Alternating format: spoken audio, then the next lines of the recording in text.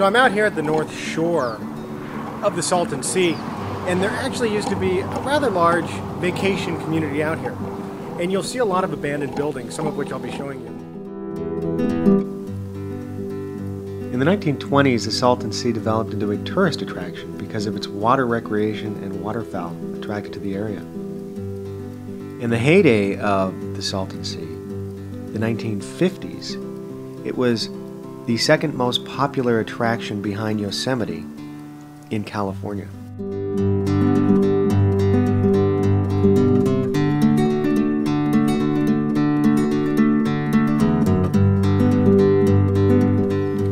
One remarkable thing about the Salton Sea and the North Shore in particular is that the County of Riverside has actually been working on a program to revitalize some of the old structures. And in fact, I'm at one right now, which I will show you.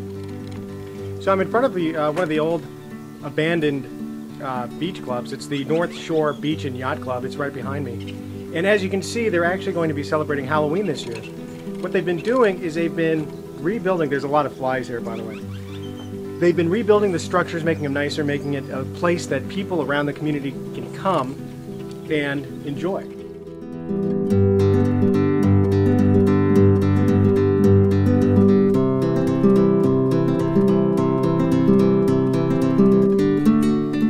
Hi, I'm Kimberly, and this is my husband Joe.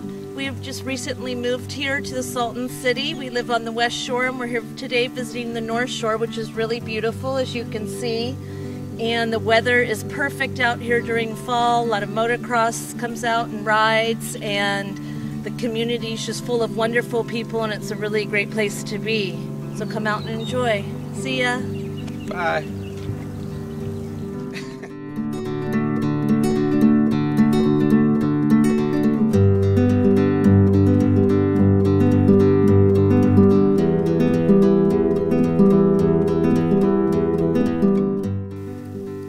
The North Shore Yacht Club is a historically significant, not to mention architecturally significant, part of California's legacy.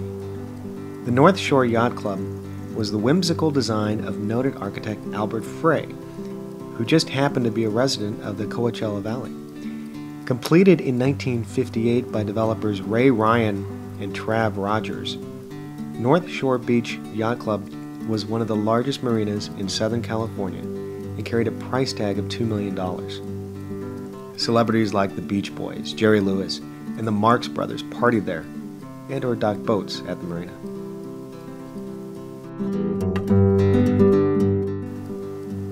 Abandoned for decades, this place has now been restored thanks to federal stimulus funding and the work of the East Valley Historical Society. You know, the one amazing thing is there are so many birds out here. In fact, I think it is the migratory pattern for quail. You know, one thing to keep in mind when you are traveling out here is to make sure you bring a lot of water. It does get hot out here. In fact, it's about 100 degrees today, and it is the middle of October. So in the summertime, if you were going to come out here, well, I probably wouldn't suggest it. I would suggest coming out in either the spring or the fall or even the wintertime.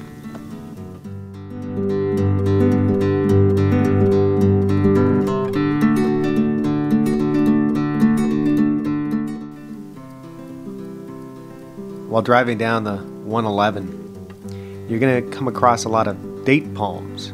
They're actually cultivating dates here in the desert.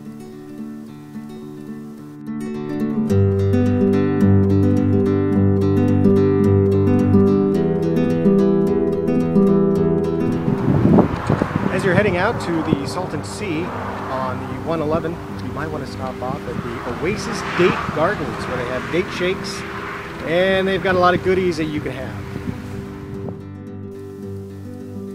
The Oasis Date Gardens is a 175-acre working date ranch, home of the superb medjool date and many other interesting and delicious date varieties. Oasis, along with its sister company, Winter Haven Ranch, produce over 1.3 million pounds of dates and about 100,000 pounds of other varieties annually. Boy, there's nothing like having a cool date shake when it's about 100 degrees outside and it is October. So if you're coming out here, nothing like getting a nice cool shake. We're now heading down south to the Salton Sea State Recreation Area. Now, a little bit about the Salton Sea. It's one of the world's largest inland seas and one of the lowest spots on Earth at 227 feet below sea level. It was recreated in 1905 when high spring flooding on the Colorado River crashed the canal gates leading into the developing Imperial Valley. For the next 18 months, the entire volume of the Colorado River rushed downward into the Salton Sea. By the time engineers were finally able to stop the breaching water in 1907, the Salton Sea had been born at 45 miles long and 20 miles wide, equaling about 130 miles of shoreline.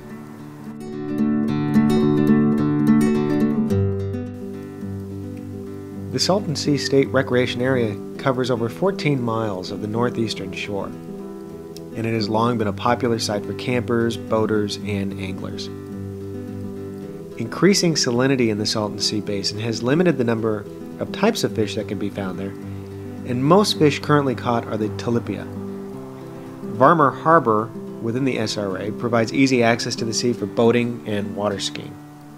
Kayakers, campers, bird watchers, photographers, and hikers can enjoy the site's many recreation opportunities.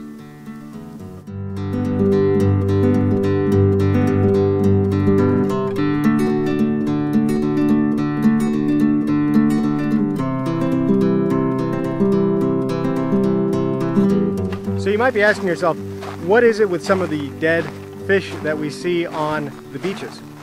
Well, the dead fish are actually tilapia. They're the only fish that live in the Salton Sea.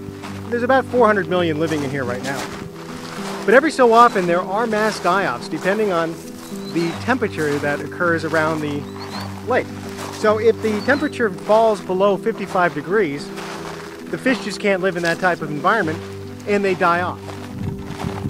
So the question people usually have is, was the Salton Sea created naturally or was it man-made? And the answer to that question is actually a little more complicated. Because although the Salton Sea has actually been here for millennia, the current Salton Sea as we have it today was created by accident about 100 years ago, back in 1905.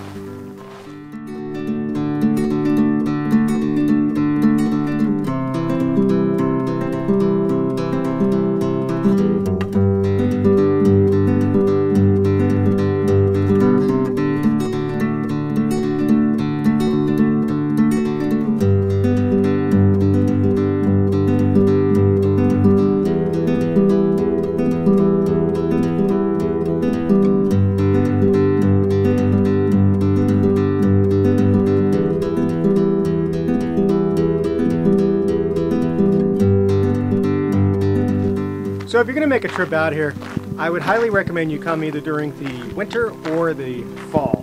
It's just a little too hot in the summertime. Make sure you bring plenty of water. But I do highly recommend that you come out and visit the Salton Sea because it's a unique part of California history.